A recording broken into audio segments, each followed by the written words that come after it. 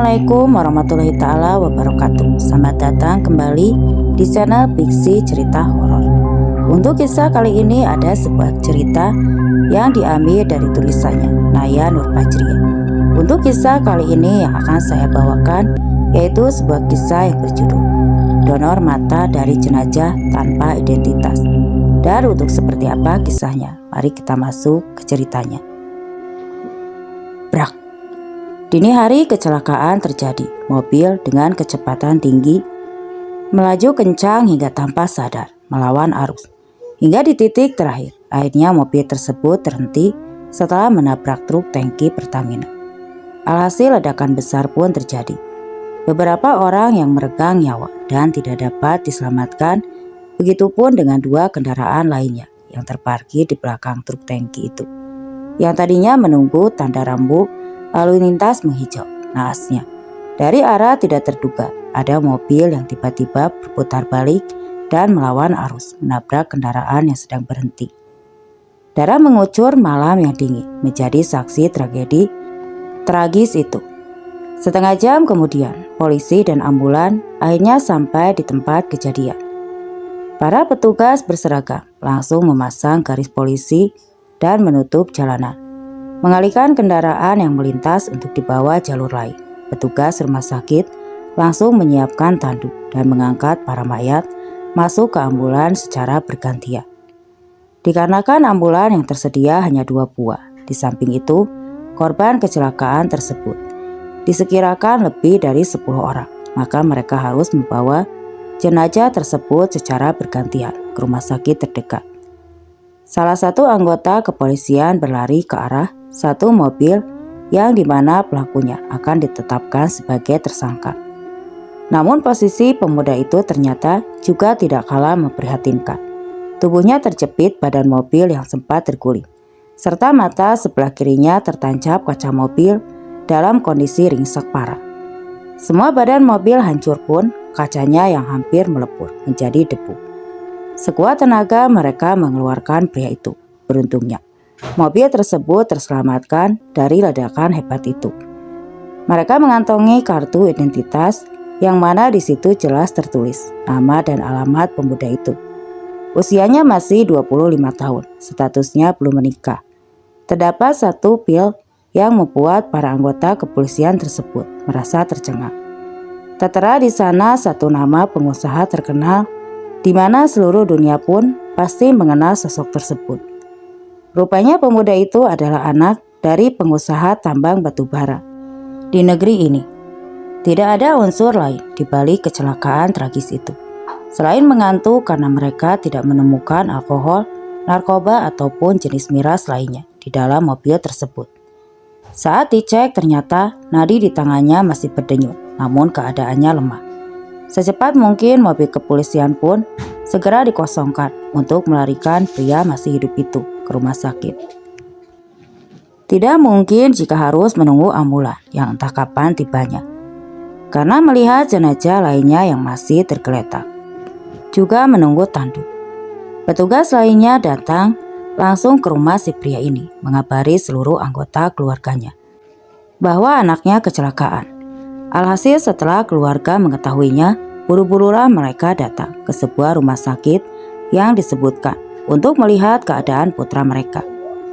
Sampai di sana mereka kaget karena sang putra, yaitu lelaki yang akan ditetapkan sebagai tersangka itu, ternyata tidak terdaftar di kamar pasien, melainkan langsung dibawa ke ruang ICU. Dokter menyarankan dibawa ke sana karena posisi terakhir saat melihat kondisinya, pemuda ini sudah dalam keadaan kritis. Apabila melihat kaca yang tertancap dalam di area bola matanya, keluarga menangis histeris. Melihat kondisinya terlebih lagi, ayah dari pemuda tersebut. Ternyata pengusaha tambang batubara ini hanya memiliki putra tunggal, yaitu pemuda yang masih ditangani di ruang itu. Pupus sudah harapan mereka ketika melihat anak yang paling dibanggakannya sedang berjuang melawan maut di dalam sana. Kronologi sebenarnya sudah diceritakan oleh pihak yang berwajib saat datang ke rumah pihak keluarga, juga telah mengatakan bahwa pemuda itu sama sekali tidak pernah mengonsumsi minuman atau obat-obatan terlarang. Jadi kesimpulannya memang benar bahwa dugaan kecelakaan tragis malam itu diakibatkan karena pemuda ini dalam keadaan ngantuk yang luar biasa. Apalagi ayahnya sempat mengatakan bahwa sang putra terakhir kali menghubunginya akan kembali ke rumah setelah berlibur bersama kawan-kawannya. Untung saja saat kejadian, sang putra hanya seorang diri, tidak ada kawan-kawannya. Yang entah apa yang akan ayahnya jelaskan kepada pihak orang tua dari teman putra sematawayangnya itu. Setelah menunggu beberapa lama, akhirnya kedua dokter keluar dari ruangan itu, menghampiri keluarga besar itu, sembari menggelengkan kepala dan meminta maaf. "Bagaimana dok keadaan anak saya?" tanya seorang wanita yang cemas tidak karuan. "Saya sudah berusaha semaksimal mungkin, putra bapak dan ibu selamat, namun kondisinya sangat kritis." Dan dokter itu seperti berat untuk melanjutkan ucapannya. "Dan apa dok? Katakan." Tidak sabar lagi ayah dari pemuda itu langsung mencengkram kerah baju dokter tersebut. Untung saja sang ayah langsung ditenangkan oleh wanita tadi dan juga pihak keluarga yang lain. "Maafkan suami saya dok, dia begini karena khawatir dengan keadaan putranya," ujar sang perempuan itu. Dokter itu mengangguk sekali lagi. "Maafkan kami pak, bu, putra Anda selamat, namun mata sebelah kirinya mengalami kebutaan total. Alhasil dia harus kehilangan penglihatannya pada satu matanya," jelas sang dokter pada mereka. Orang tua dari pihak pemuda itu pun langsung shock. "Berapapun biayanya akan saya bayar dok, tapi tolong carikan pendonor mata untuk anak saya. Jika putra saya siuman nanti, apa yang harus saya katakan padanya? Saya tidak ingin melihat putra saya yang umurnya masih muda harus mengalami hal seburuk ini. Saya akan usahakan pak, cari donor mata itu susah-susah gampang. Harus diperiksa dulu apakah kornea matanya cocok atau tidak dengan jenis mata anak bapak. Saya gak peduli mau cocok atau tidak, yang penting anak saya bisa melihat lagi. Saya akan bayar berapapun itu, asalkan dokter mau mencarikan pendonor mata untuk anak saya," ungkap bapak dari pemuda itu lagi. Ia menekan dokter itu untuk segera mencarikan pendonor mata bagi putranya. "Dok, dalam kecelakaan malam ini ada banyak sekali korban yang lainnya. Seluruh badannya sudah terbakar dan tidak berbentuk, tapi pas di ruang jenazah saya menemukan mayat seorang perempuan yang dalam keadaan wajahnya dan tubuhnya masih utuh. Kalau tidak keberatan, kita bisa mengambil salah satu kornea matanya untuk didonorkan kepada pemuda yang berbaring itu." Suster yang tadinya dia kini mulai berbisik kepada dokter itu dan menyarankan hal tersebut. "Maksudnya dengan memberikan mata jenazah sebagai pendonor, begitu?" Dokter tersebut agak kurang setuju. "Apa kamu tidak berpikir bagaimana pendapat keluarganya nanti jika salah satu kornea matanya didonorkan pada orang lain? Dia kan sudah meninggal dok. Lagi pula petugas kepolisian sudah memeriksa dan tidak menemukan identitas apapun dari mayat tersebut," tutur suster itu kembali. "Apa dokter tidak tahu bahwa lelaki yang mengancam Anda tadi merupakan salah satu pengusaha tambang batu bara ternama di negeri ini? Bagaimana kalau dia nanti menuntut rumah sakit ini? Dan jaga bicaramu, jangan semakin ngawur. Mencari pendonor mata yang sesuai bukanlah tugas yang gampang. Meskipun ada, kita harus memeriksa dulu keadaan matanya, apakah ada masalah yang serius apa tidak," jelasnya kepada perawat tersebut. "Baiklah, saya konfirmasi dulu dengan keluarga korban. Nanti jika ada pihak dari keluarga jenazah mencoba menghubungi, segera lapor ke saya dan kamu bisa lanjutkan tugas malam ini. Jangan lupa periksa ulang pasien tadi. Kalau ada apa-apa dengan keadaan pasien, langsung hubungi saya." "Baik dok." Mereka akhirnya kembali ke tugas masing-masing. Saat dokter itu akan menyampaikan sesuatu tentang donor mata untuk dari pengusaha tambang batu bara itu, tiba-tiba Pihak kepolisian sudah datang terlebih dahulu untuk menjumpai keluarga pemuda itu. Jadi dokter tersebut memilih pergi dan memeriksa pasien lainnya. "Selamat malam, Pak," ucap petugas berseragam itu. "Iya, malam." Lelaki itu agaknya tahu apa maksud tujuan polisi itu kemari. "Begini, Pak, kasus yang menimpa anak Bapak ini begitu serius, tapi melihat keadaan anak Bapak, bikin repot saja. Sudah, begini saja. Kumpulkan semua anggota keluarganya dan tanya, apa mau mereka? Saya akan ganti semua kerugian yang disebabkan oleh putra saya." Belum juga polisi itu menjelaskan semua kronologinya, lelaki itu memotong pembicaraan. Ia tidak mau ambil pusing atas kasus yang dibuat oleh anak sematawayangnya itu. "Pak, tapi ini soal nyawa dan kami pihak kepolisian sudah menetapkan anak Bapak sebagai tersangka. Dan jika anak Bapak sudah siuman, maka kami para anggota sudah ditugaskan menjemput paksa anak Bapak untuk dibawa ke sel tahanan," tutur komandan kepolisian itu. Tidak kunjung lama, beberapa orang turut menghampiri pengusaha ternama itu. "Benar, jebloskan anaknya saja ke penjara. Dia telah menyebabkan semua anggota keluarga saya tewas." "Setuju, adik dan mama saya juga menjadi korban." Hiruk pikuk suara sorak-sorai di rumah sakit mengundang kericuhan. Orang-orang yang ada di rumah sakit langsung mengabadikan momen tersebut dan merekam semuanya. Berdalih menghindari semuanya, lelaki yang diduga ayah dari pemuda yang berbaring itu langsung menelepon pengacaranya. Ia tidak bisa menuntaskannya sendiri dan melawan satu persatu orang yang merupakan pihak dari keluarga korban. Setelah menunggu, akhirnya 4 orang pria berjas datang ke rumah sakit tersebut dan langsung menghampiri laki-laki itu, menghindari dari kerumunan tersebut dan berbincang mengenai kronologi yang menyangkut putranya. Setelah berbincang agak lama, pengacara itu terlihat berbicara kepada satu persatu keluarga korban. Mereka terlihat berbisik, entah mendiskusikan apa.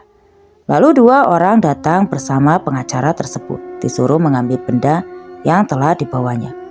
Menurut arahan lelaki penguasa tadi, 2 tas koper besar berwarna hitam itu dikeluarkan ditenteng oleh mereka menuju ke dalam. Saat tas tersebut dibuka, pihak keluarga korban langsung kaget. Ternyata tas itu berisi uang yang kisaran jumlahnya mungkin bisa puluhan juta. "Begini Pak, Bu, anak saya sedang berbaring di sana dan saya akan pastikan bagaimanapun masalahnya, saya akan jamin anak saya tidak akan dipenjarakan. Ini ada uang per koper berisi 100 juta. Saya sudah ambil keputusan, masing-masing korban akan mendapatkan uang tersebut dan sebagai gantinya, Anda harus mencabut laporan itu. Bebaskan anak saya dari tuduhan," ujar pengusaha itu kepada keluarga korban. Agaknya ia mencoba untuk bernegosiasi. "Maksud Anda ingin menukar nyawa anak kami dengan uang tersebut?" seru salah seorang dari mereka. "Ya, bisa dibilang begitu," jawabnya enteng. Kini ia mengambil posisi duduk dengan satu kaki ditekuk ke atas. Setelah itu, mereka mencoba berunding, berbisik menjauh dari lelaki pengusaha itu. Setelah beberapa menit, "Uang ini kami terima, tapi keputusan tetap ada di tangan hakim," ujar ibu-ibu yang diduga orang tua dari salah satu korban kecelakaan itu. Hingga pada akhirnya 2 koper berisi ratusan juta itu diambil oleh kedua belah pihak korban. Pengusaha tersebut nampak menyunggingkan bibir. "Dasar manusia, kalau sudah melihat uang. Pak Ridwan, tolong pastikan dan atur semuanya kalau pihak korban masing-masing mendapatkan uang yang sama, dan pastikan semuanya mencabut laporan dugaan tersebut terhadap anak saya," perintahnya kepada sang pengacara. Pengacara itu pun mengangguk. Tidak berselang lama dokter tadi kembali lagi untuk memberitahukan bahwa donor mata untuk anaknya sudah ada. "Bagaimana Dok?" Pengusaha itu langsung menghampirinya. "Ada Pak, tapi..." Dokter itu ragu untuk menceritakan semuanya. "Tapi apa? Masalah uang lagi?" "Tenang saja, Kalau itu, berapapun yang dokter mau akan saya kasih. Bukan di situ Pak masalahnya, ucap dokter tersebut. Lalu, di mana? Operasi kan tinggal operasi saja. Donor matanya kan katanya sudah ada. Apalagi yang dipikirkan? Sentak pengusaha itu. Begini Pak, donor mata memang sudah ada. Semuanya sudah saya tes. Dan tidak ada masalah apapun pada kornea matanya, seru dokter tersebut. Terus, bagus dong kalau begitu. Operasinya bisa cepat dilaksanakan, saut lelaki super kaya itu. Yang jadi masalahnya, anak bapak akan mendapatkan donor mata dari pasien yang sudah mati.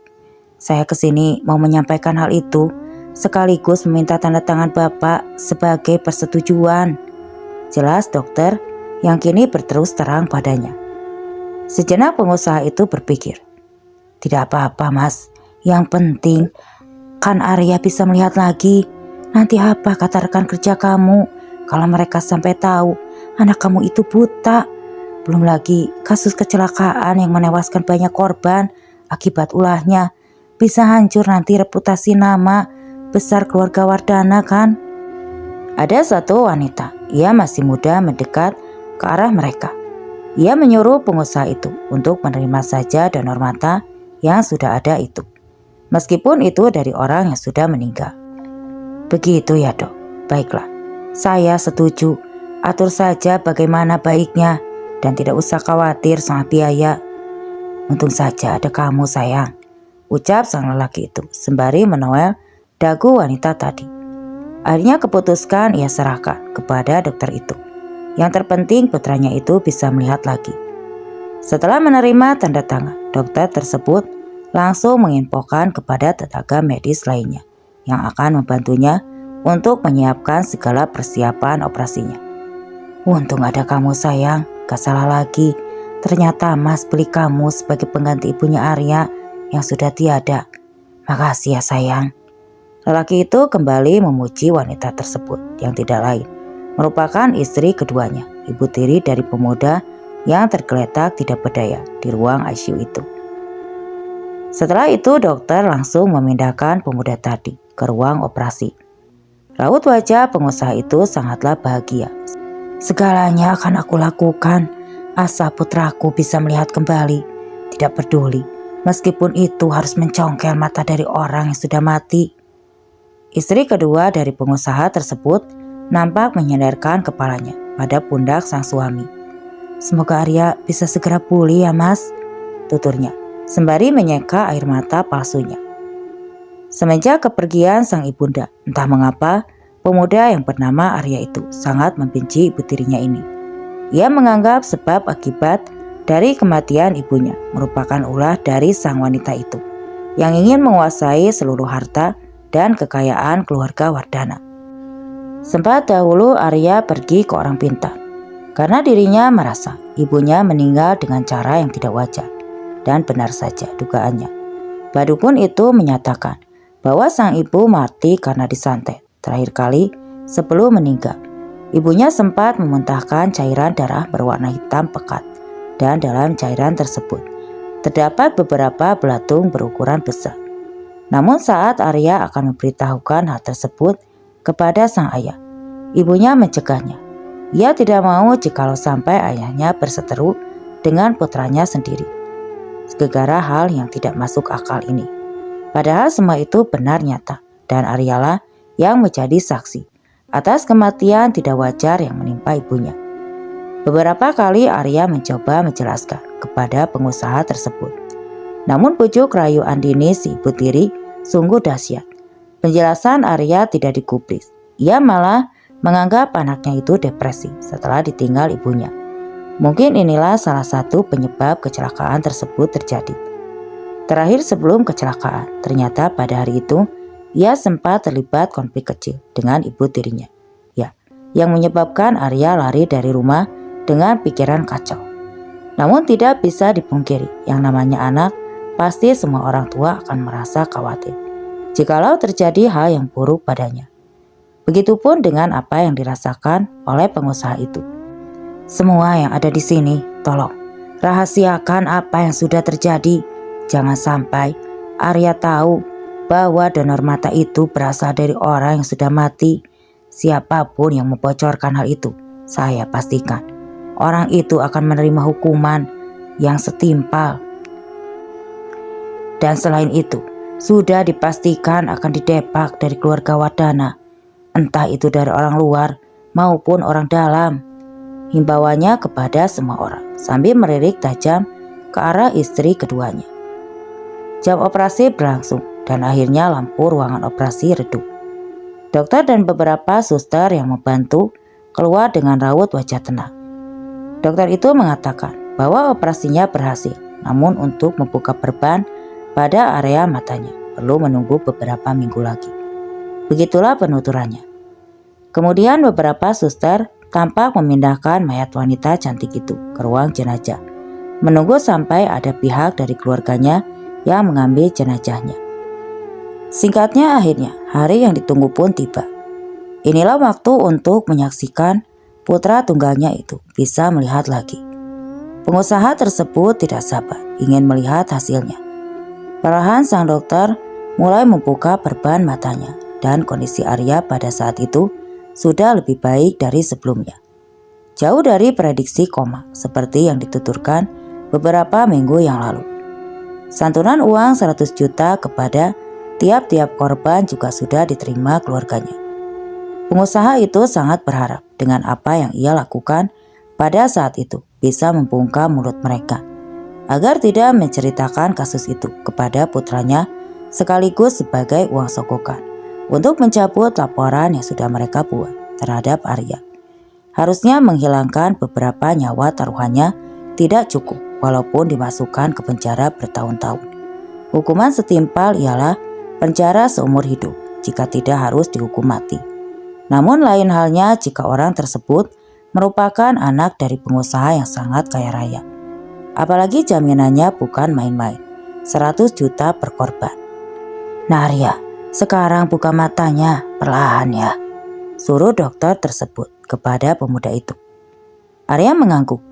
Ia pun membuka pelan matanya. Pelan-pelan saja, lalu kedipkan mata kamu berulang. Dan jangan kucek, tambah dokter itu lagi. Arya mengedipkan matanya. Pandangannya sama, sekejap cahaya bisa ia lihat. Selanjutnya ia bisa melihat dengan sempurna. "Pak, aku bisa melihat, Pak." Sang ayah pun dengan bahagia langsung memeluk putranya. Kini pandangannya tertuju pada gadis cantik berambut ikal. Gadis itu menggunakan kacamata hitam dan ia menggenggam tongkat kecil. "Siapa gadis itu? Aku tidak pernah melihat sebelumnya. Mungkin dia anak dari istri kedua Papa." Hatinya mulai bertanya-tanya. "Sayang, hari ini Papa akan buatkan pesta meriah untuk kesembuhanmu. Ini kalau boleh, undang siapa saja yang kamu mau," seru pengusaha itu sembari mengusap lembut kepala putranya. "Terima kasih, Pak." Arya hanya menolehkan senyum. Mungkin anak laki-lakinya akan bahagia sekali jika akan dibuatkan pesta semeriah dan semegah itu. Apalagi semua itu dikhususkan untuk dirinya. Namun beda halnya dengan Arya. Sementara semeriah apapun pestanya akan terasa hampa tanpa sosok ibu. Meskipun saat ini ia mempunyai ibu sambung, tapi semua itu tidak akan pernah bisa untuk menggantikan kasih sayang sang ibu kandung yang kini sudah berbahagia di pelukan sang ilahi. Tidak terasa air mata Arya menetes kala itu. Dengan sigap, Andini langsung mengusap peluk putih yang mengalir di pipi sang anak. Namun Arya malah menampik tangannya. "Jangan sok peduli sama gue. Ingat, sampai kapanpun lu gak akan bisa gantiin tempat ibu kandung gue." Arya pun langsung bangkit dan meninggalkan ruangan itu. "Kamu yang sabar ya. Pasti suatu saat nanti Arya bisa kok menerima kehadiran kamu," hibur sang suami. Andini mengangguk, lagi-lagi memasang wajah drama dengan mengeluarkan air mata palsu andalannya.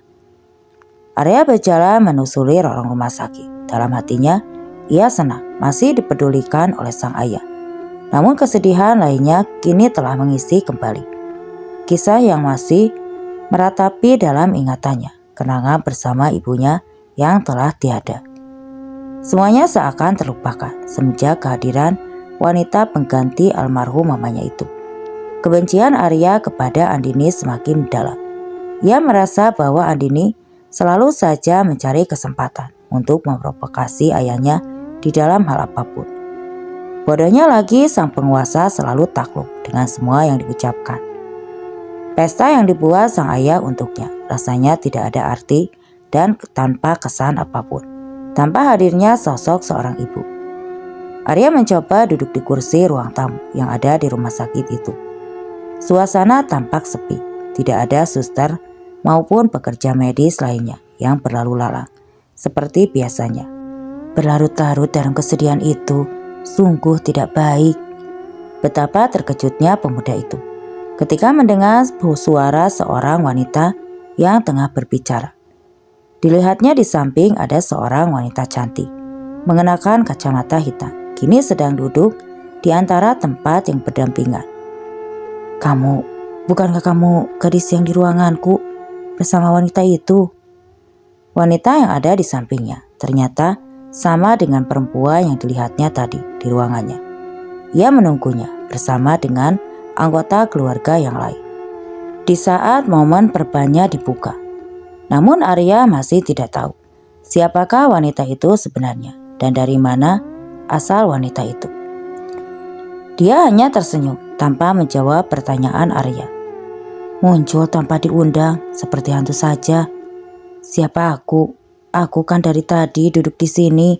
Kamu saja yang gemerhatiin, balas perempuan itu padanya.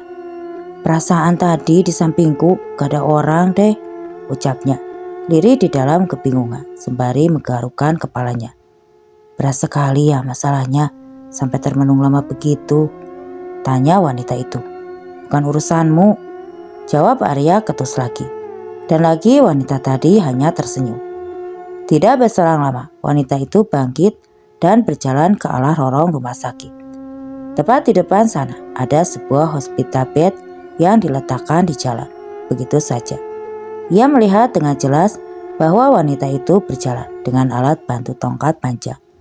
Arya pun langsung merasa bahwa ada kelainan di dalam penglihatan wanita itu. Dengan cepat Arya pun langsung berlari untuk memindahkan hospital bed tersebut supaya wanita itu tidak tertabrak. Suara decitan roda panjang rumah sakit itu membuat wanita itu kaget.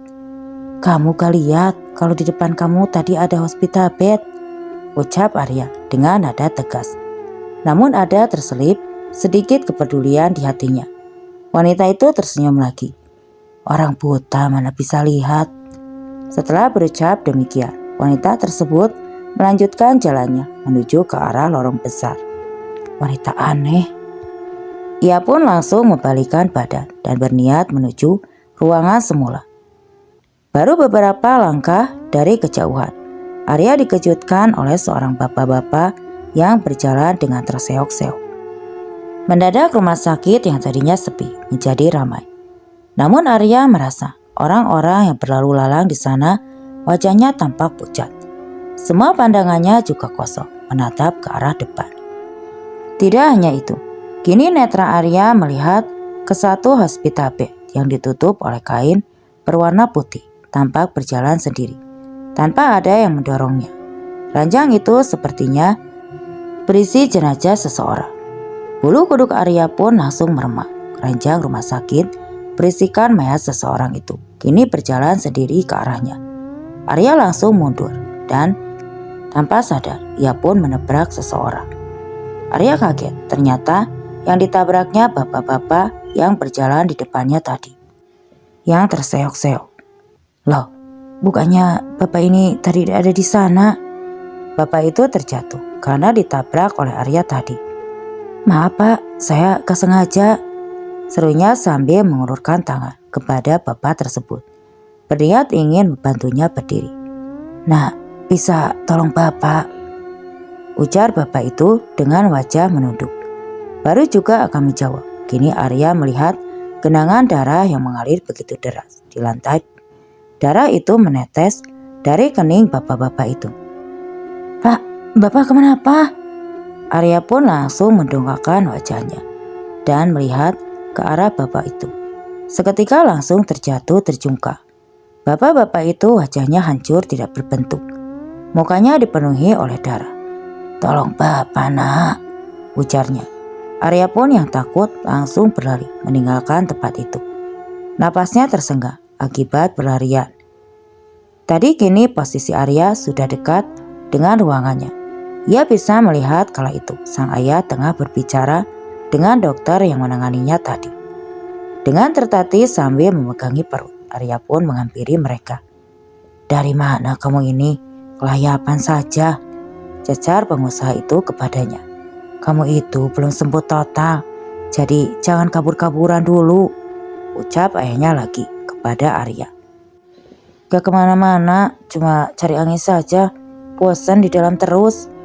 Kemudian Arya masuk ke ruangan. "Pak, jangan lupa ingatkan untuk minum obat ya secara teratur. Saya permisi dulu." Arya membaringkan tubuhnya di ranjang rumah sakit itu. "Apa yang terjadi padaku sebenarnya? Mengapa sekarang aku bisa melihat mereka dan mataku yang sebelah rasanya berat sekali?" Arya mengucek matanya. "Jangan dikucek, kamu itu baru saja buka perban." Sang ayah langsung menghentikan tindakan putranya. "Apa yang terjadi sebenarnya sebelum aku sadar dan kenapa mataku tadi diperban?" tanyanya kepada pengusaha itu. "Kamu gak ingat?" Ayahnya kembali mengajukan pertanyaan. Arya menggeleng. "Kamu kecelakaan mobil, mobilmu hancur dan mata kamu yang sebelah tertancap kaca. Makanya dokter perlu mengoperasinya," jelas sang ayah. "Tertancap kaca, tapi bagaimana cara dokter mengoperasinya? Bukankah seharusnya mata Arya ini buta?" Arya terus melontarkan pertanyaan hingga membuat bapaknya bingung harus menjawab apa. "Kamu ini banyak sekali pertanyaan yang diajukan. Harusnya kamu ini bersyukur karena mata kamu ini bisa buat untuk melihat lagi." Bapaknya berusaha untuk menutupi yang sebenarnya terjadi. Ia tidak mau apa yang telah dilakukannya untuk putranya itu sia-sia. "Tapi mata sebelah Arya rasanya beda, seperti berat dan gak kayak biasanya." Arya masih kekeh dengan apa yang dirasakannya pada penglihatannya saat ini. "Ya itu karena mungkin kamu perlu beristirahat, makanya jangan kelayapan kemana-mana. Sudah, sekarang kamu istirahat dulu, sore nanti kita akan kembali pulang ke rumah. Dan malamnya Papa akan adakan pesta meriah untuk merayakan kesembuhan kamu," ujar pengusaha itu. Sebelum pergi dari ruangan, lelaki tersebut memastikan bahwa putranya itu harus merasa aman di rumah sakit ini. Tidak lupa ia membalutkan selimut di bagian tubuh Arya, kemudian mencium kening sang putra. Setelah itu meninggalkannya sendirian di dalam ruangan tersebut agar putranya itu bisa beristirahat. Arya pun tanpa sadar akhirnya tertidur. Namun baru beberapa menit matanya terpejam. Ia terlihat begitu gelisah. Mimpi buruk pun dimulai saat itu. Ada seorang lelaki yang berlari ketakutan meminta bantuan. Ia dikejar oleh arwah penasaran. Hingga akhirnya ia bertemu dengan seorang nenek tua yang tidur sendirian di depan ruko. Lelaki itu pun beristirahat sejenak. Ia di sana tepat dirinya saat ini duduk di samping nenek yang sedang tertidur itu. Beberapa saat ia merasa bahwa ada yang aneh dengan bagian tubuh si nenek. Ia pun menunduk untuk memastikan apakah yang dilihatnya malam itu adalah nyata atau hanya halusinasi semata. Astaga, kaki nenek ini berdarah. Nenek ini kenapa? Dan kenapa tidak ada yang menolongnya? Untuk memastikan lagi, ia mengecek nadi dan juga urat nadi si nenek lelaki itu. Berharap apa yang ada di pikirannya saat ini salah. Tidak mungkin. Laki-laki itu bangkit dan mundur beberapa langkah. Saat dicek ternyata nenek tadi sudah meninggal. Keadaannya sungguh tragis. Satu kakinya yang sebelah seperti bekas terpotong atau diamputasi. Namun anehnya tidak ada secarci kain ataupun perban yang membalut lukanya. hingga menyebabkan genangan darah segar mengalir begitu saja. Ia memutuskan untuk pindah dari tempat itu, hendak menolong. Namun dirinya berpikir lagi, ia takut jika dianggap sebagai pembunuh. Sedangkan suasana malam itu sangatlah sepi, tidak ada seorang pun yang berlalu lalang melewati jalanan selebar itu. Bahkan mobil ataupun kendaraan roda 2 lainnya tidak tampak melintasi jalanan itu. Saat akan pergi, tiba-tiba ia kaget karena merasa tangannya ditarik oleh seseorang. "Tolong nenek, Cu." Orang yang tadinya sudah tidak bernapas lagi, kini terlihat berbicara padanya. Lelaki itu pun langsung kaget, bukan kepala. Ia sampai jatuh tersungkur, tidak percaya dengan apa yang dilihatnya saat ini. Gelak tawa nenek itu sangat menyeramkan. Tidak ada pilihan lain baginya selain berlari, lagi meninggalkan tempat itu. "Tolong, tolong!" Ia berteriak sekencang mungkin, sambil dirinya tidak sadar bahwa saat ini ia tengah berada di perlintasan rel kereta. Tanpa disangkanya, ada sebuah kereta yang melaju dengan kecepatan tinggi, hendak melewati perlintasan tersebut. Pemuda itu berteriak sekencang mungkin. Ia pasrah dengan apa yang terjadi selanjutnya kepada dirinya. "Tidak, tidak, aku belum mau mati." Arya bangun. Sang ayah yang melihat anaknya berteriak spontan langsung membangunkannya. "Pak?" Arya bingung mengapa kali ini dia kembali berada di rumah sakit. "Kamu mimpi buruk ya?" Arya tidak menjawab. Keringat dingin masih terus bercucuran dari dahi hingga jatuh membasahi pakaiannya. Arya merasa semua yang dialaminya barusan bukanlah mimpi, melainkan seperti kenyataan. Ia merasa benar-benar ada di perlintasan rel kereta api. Ia merasa setelah matanya berhasil dioperasi, ia selalu dikejar-kejar oleh sosok-sosok arwah gentayangan.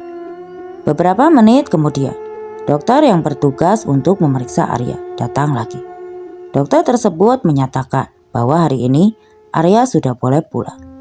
Atas rasa syukur karena putranya itu masih selamat di dalam kecelakaan hebat malam itu, pengusaha tersebut merencanakan untuk membuat pesta besar-besaran untuk menyambut putranya nanti malam. Semua keluarga terhormat dan ternama akan hadir di pesta meriah itu. Tanpa disangka, ternyata ia juga dan istri barunya telah mengatur rencana pertunangan Arya dengan teman baik bisnisnya, seorang wanita cantik dari anak temannya yang berbisnis di bidang kuliner itu. Semua tanpa sepengetahuan anaknya Arya. Pesta malam ini ternyata juga bertujuan untuk menetapkan pertunangan Arya. Sengaja ia tidak memberitahu kepada putranya karena ingin memberi kejutan padanya.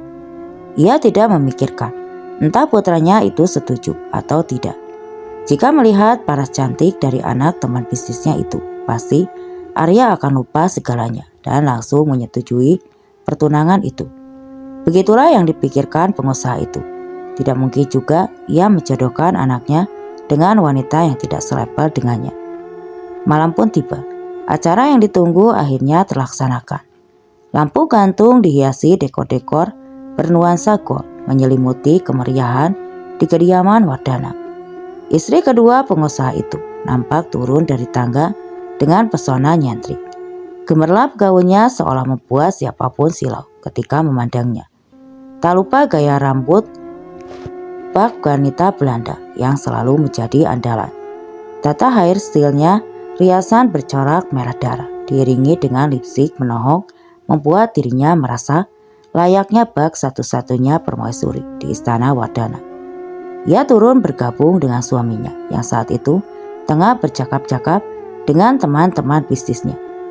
Tidak berselang lama, akhirnya tamu yang dinantinya tiba, yaitu keluarga Aditama, salah satu keluarga yang sukses di dalam bidang kulineran. Istrinya adalah chef ternama. Ia juga terpantau memiliki beberapa restoran Michelin di berbagai tempat. Bahkan ada 2 yang terciduk di mancanegara. Sedangkan Pak Aditama, dia sendiri merupakan pemilik dari restoran-restoran berbintang di negeri ini. Di tengah-tengah mereka ada seorang gadis berparas cantik, berkulit putih dan mulus, serta bergaun layaknya Cinderella di dalam dongeng. Wanita itu memang sangat cantik sekali, sehingga para tamu banyak yang memusatkan perhatiannya kepada wanita tersebut. "Sahabatku, sudah lama kita tidak bertemu ya. Makin gembul saja perutmu ini," ucap Wardana kepada teman bisnisnya itu. "Halo Nyonya, selamat malam. Hari ini Anda terlihat sangat elegan sekali," sapanya kepada istri sahabatnya itu. "Terima kasih Pak Wardana. Jas yang Anda pakai juga sangat cocok sekali dengan Anda. Andai saja ibu dari Arya saat ini masih ada, ya mungkin pesta ini Nyonya Ningrumlah yang paling elegan di antara para tamu ini, termasuk saya," ungkap wanita tersebut sembari melirik sinis ke arah istri kedua Wardana. Pengusaha tadi hanya tersenyum. "Oh iya, ini istriku Andini." Lelaki itu memperkenalkan Andini kepada keluarga Aditama. Catherine menanggapinya dingin saat Andini mencoba untuk bersalaman dengannya. Hal itu membuat Andini sedikit tersinggung. "Maaf, saya permisi sebentar." Andini langsung berjalan meninggalkan mereka dan berpindah ke tempat lain. "Enak saja sembarang bicara. Apa pakaianku ini terlihat norak? Tidak sadar, dasar wanita sombong, mentang-mentang punya restoran di mana-mana. Seenaknya saja menilai orang lain."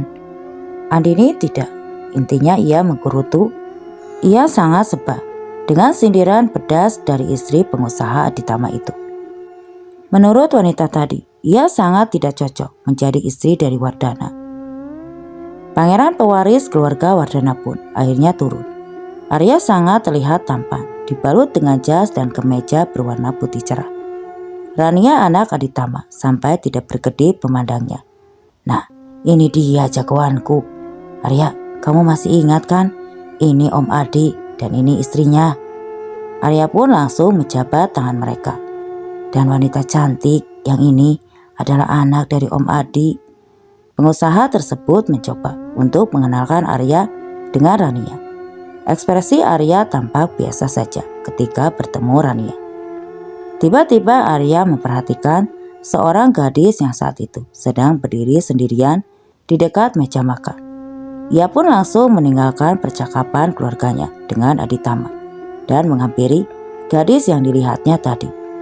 Melihat Arya pergi, wajah Rania pun menjadi murung. Bukankah kamu gadis yang ada di rumah sakit tadi? Kok kamu ada di sini, gak gabung dengan yang lainnya?" sapa Arya padanya. "Oh iya, kita belum sempat kenalan.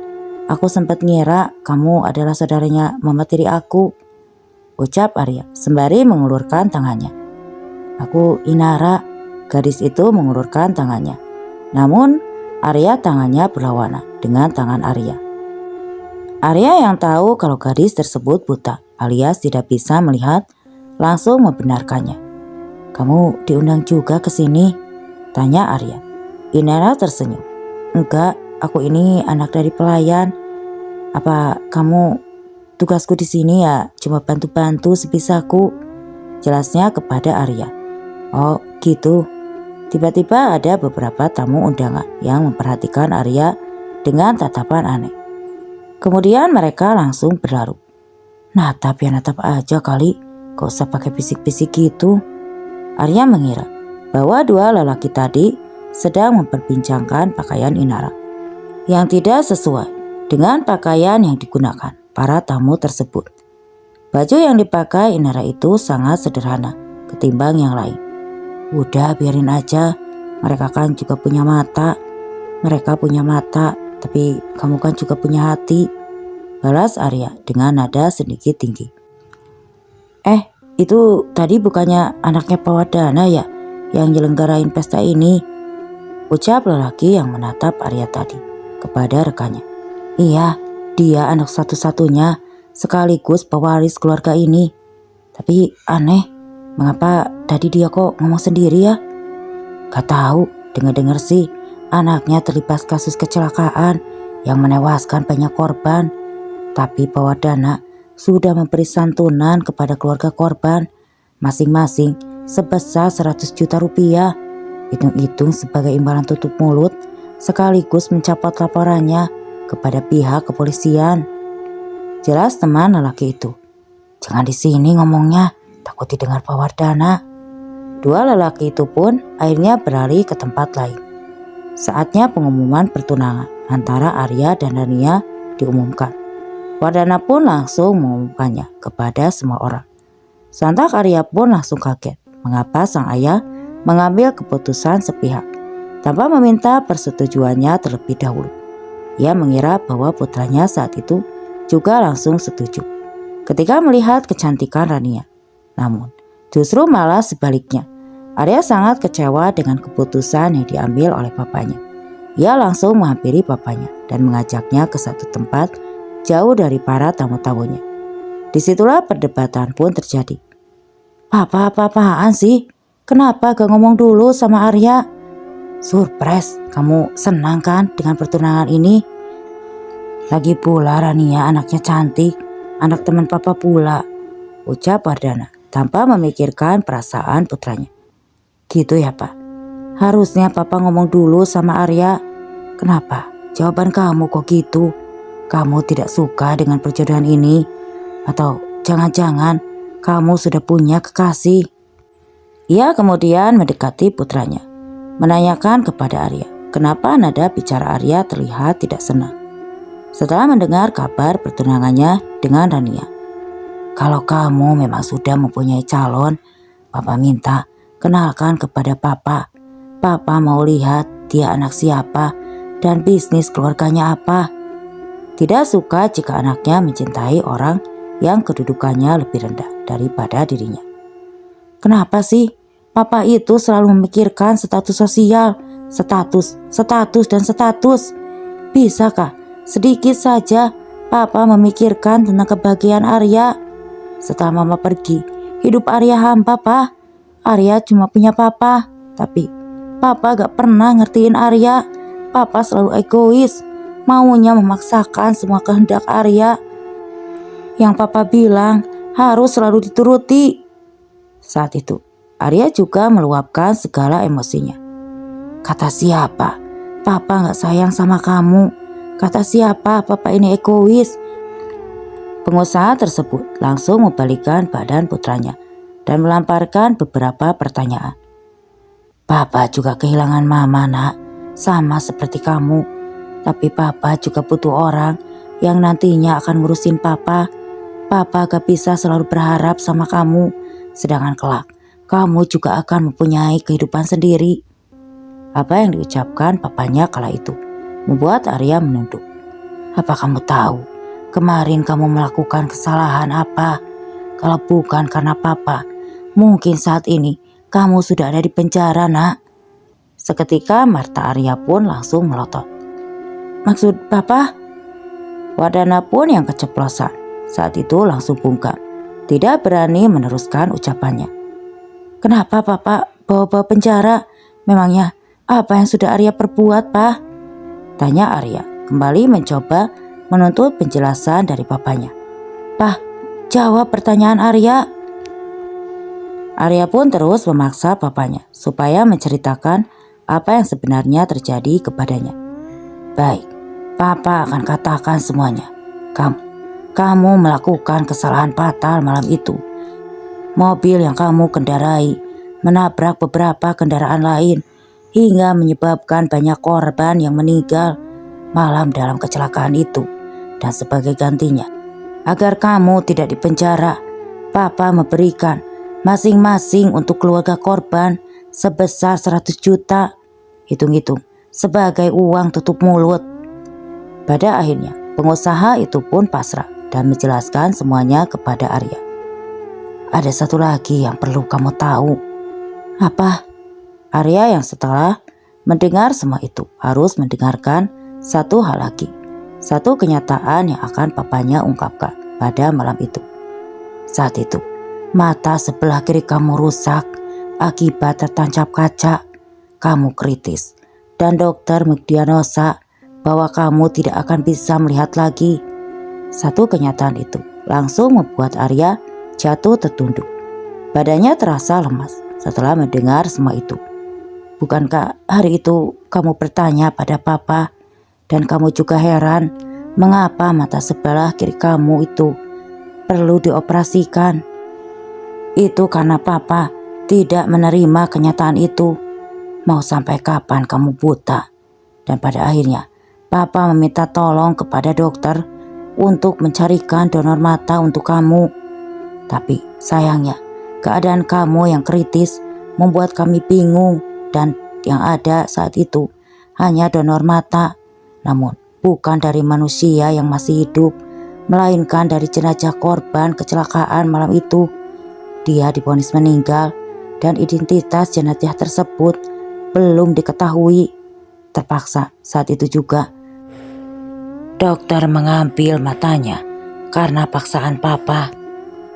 Kesimpulannya, mata sebelah kiri kamu adalah mata yang didonorkan dari jenazah tanpa identitas yang ada di rumah sakit itu. Bapaknya menjelaskan semua secara detail. Arya yang meraba salah satu matanya. Ia merasakan bahwa ada yang berbeda dari mata ini. Pantas saja, aku selalu melihat hal-hal aneh. Rupanya mata ini adalah mata pendonor dari jenazah. Apakah semua yang aku alami kemarin adalah nyata? Para korban kecelakaan itu menerorku agar mau bertanggung jawab atas apa yang telah aku lakukan dan yang mereka alami. Arya langsung berpikir mengenai para arwah yang selalu menerornya. Pak, bisakah papa mengantar ayah ke rumah sakit? Untuk apa ke sana? Arya mau lihat jenazah yang sudah mendonorkan matanya untuk Arya.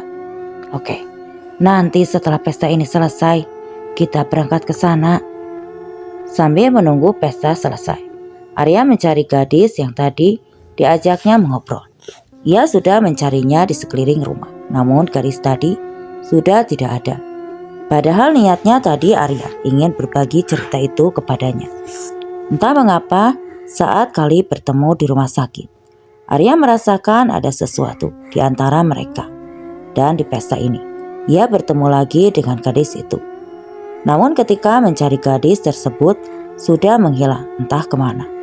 Mungkin sudah pulang. Saat Arya tadi berbincang dengan ayahnya, tadi Wardana pun akhirnya menunda pertunangannya dengan anak dari sahabatnya itu. Ia menunggu Arya untuk memperkenalkan kekasihnya kepada keluarga Wardana. Sekali-kali pengusaha itu ingin juga mengembalikan senyum Arya yang hilang semenjak ditinggal ibunya. Keputusan tersebut akhirnya bisa diterima oleh pihak Aditama. Namun Rania tampak murung setelah mendengar keputusan tersebut. Ya, mungkin lain kali, atau aku akan menunggu dia mengatakannya ya, ucap gadis cantik itu. Pesta pun berakhir seperti yang dijanjikan Wardana. Dia akan mengantarkan Arya ke rumah sakit malam ini. Setelah tamu-tamunya pulang, mereka langsung pergi ke arah mobil menuju rumah sakit. Dalam perjalanan senyum Arya terpancar. Ia langsung memeluk sang papa dengan erat. Terima kasih Pak, sudah memenuhi permintaan Arya. Papanya yang kala itu tengah mengemudi hanya bisa tersenyum melihat tingkah putranya. Sudah lama sekali semenjak ibunya tiada, ayah dan anak ini jarang sekali melakukan quality time berdua. Terima kasih buat apa? Karena mau mengantar kamu atau karena pertunangan tadi? Semuanya Pak, seru Arya sambil tersenyum. Lagian, apa sih kurangnya Rania? Dia itu cantik, baik, kaya, jago masak lagi. Tidak terasa, sekian lama mereka bercakap. Akhirnya mereka sampai juga ke rumah sakit. Ini Papa gak tahu ya nak, Dokter Andre sudah pulang atau belum? Ucap Wardana memberitahu putranya. Ya kalau sudah pulang pun gak masalah kan Pak? Niat kita kan hanya untuk melihat mayat yang sudah mendonorkan mata buat Arya. Pasti mayat itu kan ditempatkan di ruang jenazah, ucap sang putra. Sus, minta izin buat ke ruang jenazah, boleh tidak? Ucap Wardana, meminta izin kepada suster yang bertugas malam itu. Bapak siapa? Ya, apa ada dari pihak keluarga Bapak yang meninggal di sini? Tanya suster tersebut. Tidak sus, saya hanya ingin melihat mayat wanita yang matanya sudah didonorkan buat anak saya. Oh begitu, baiklah Pak, mari saya antar. Dengan berbaik hati, Suster itu mengantarkan mereka berdua ke kamar jenazah. "Pak, mayatnya perempuan." Wardana pun mengangguk. Perasaan Arya pun yang sudah mulai tidak tenang saat akan sampai ke tempat yang dituju. Ceklek, pintu dibuka. "Silakan Pak, kode jenazah 002, ada kartu menggantung di kakinya," ujar suster, berlalu meninggalkan ruangan tersebut. "Terima kasih Sus," ucap pengusaha tersebut. "Kamu masuk sendiri ya, Papa tunggu di sini saja. Kamu berani kan?" ucap Wardana kepada putranya. "Iya Pak." Keputusan terakhir, Arya masuk sendiri ke kamar jenazah tersebut sambil mencari kode yang dikatakan oleh suster tersebut kepadanya. Setelah 20 menit, barulah netra Arya menemukan kode mayat seperti yang diberitahukan suster tadi. 002 kan? "Iya," ucapnya perlahan. Dengan mata terpejam, Arya mencoba membuka perlahan penutup jenazah itu. Pelan-pelan Arya mulai mengintip untuk melihat jelas wajah sang jenazah yang sudah mendonorkan matanya. Jantung Arya rasanya berhenti. Ia sungguh tidak percaya dengan apa yang dilihatnya saat ini. Rupa wanita itu sama persis dengan gadis yang ditemuinya di pesta tadi. Ada jahitan di sebelah mata kirinya, pertanda bahwa memang benar mayat wanita itu yang mendonorkan korneanya untuknya. Pantas saja para tamu tadi aneh ketika melihatnya. Rupanya saat itu ia tengah berbincang sendirian. Mereka tidak melihat gadis itu di sampingnya, karena gadis tersebut ternyata adalah arwah dari mayat ini. Arya menutup kain putih itu kembali. "Terima kasih untuk mata ini." Air matanya tiba-tiba menetes. Itu sebabnya. Dari awal bertemu, ia seperti merasakan ada sesuatu antara gadis tersebut dengannya. Dan rupanya yang bisa membuatnya melihat lagi adalah donor mata dari gadis tersebut. Arya memutuskan untuk pergi dari sana karena tidak kuat. Sampai-sampai ia meninggalkan papanya yang saat itu menunggunya di luar. Pemuda itu diketahui pergi ke kamar mandi. Alasannya, agar tidak ada seorang pun yang mengetahui bahwa saat ini dirinya telah menangis. Ia meluapkan segala tangisannya di depan cermin. Tidak menyangka bahwa gadis yang ditemuinya sudah meninggal. "Sekarang kamu tahu siapa aku." Namun tiba-tiba ada seorang suara wanita yang mengagetkannya. Arya menoleh, di sampingnya kini sudah berdiri seorang gadis yang terbaring di kamar jenazah tadi. Kamu kan sudah meninggal." Arya sangat terkejut. Tidak ada rasa takut di dirinya kala itu. Padahal gadis tersebut bukanlah manusia. Menurutnya dia adalah hantu paling cantik yang pernah ia temui. "Aku cuma ingin berpesan, jaga mata itu baik-baik dan jangan lagi ulangi hal yang sama yang bisa membuat orang lain kehilangan nyawanya. Kamu gak tahu kan, dari korban itu ada seorang ibu yang sedang hamil. Dia sebelumnya juga punya anak dan anaknya juga masih sangat kecil-kecil. Kamu harus minta maaf sama semua keluarga korban karena semua yang terjadi ini adalah ulah kamu. Dan supaya arwah korban juga bisa tenang di dalam sana. Satu lagi, aku sudah ikhlas dengan apa yang terjadi. Aku hanya ingin kamu menolongku. Tolong aku untuk memberitahukan kepada keluargaku kalau aku sudah meninggal, supaya jasadku bisa dikuburkan dengan layak. Dalam mata itu, kamu akan terus mengingat kebaikanku yang tidak seberapa ini. Aku senang karena kita bisa saling mengenal. Selamat tinggal Arya." Setelah menyampaikan pesannya kepada Arya, arwah gadis tersebut pun mengucapkan salam perpisahan terakhirnya kepada Arya, membuat Arya semakin bersalah dengan apa yang diperbuatnya. Arya berjanji akan mengurus semuanya. Ia akan mendatangi korban kecelakaan itu satu persatu. Setelah itu ia akan menyerahkan dirinya sendiri ke polisi.